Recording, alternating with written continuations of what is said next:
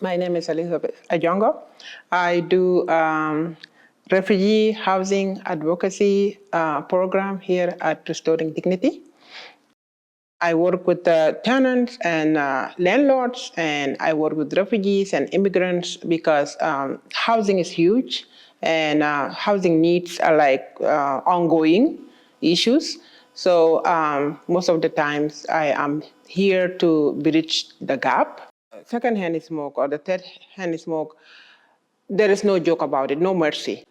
It piles up, it remains on the air, it can travel, it can drift like through the doors, windows, outlets.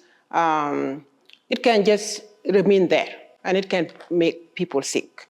So that is why it's very important to make awareness and let people know about secondhand smoke and tobacco and the risks and the danger of it. Look, how many, like a lot of bad things in a cigarette. So we talk to people about it, we talk to young people about it, and by just seeing just this rat or the, the mouse over here is like, oh, this is yucky. If you want to quit, go to Nebraska Tobacco Quit Line, 1-800-QUIT NOW. And you can just call them from your couch, from your home, from your office. They are friendly. They can give you good advice and, just small steps to take to quit.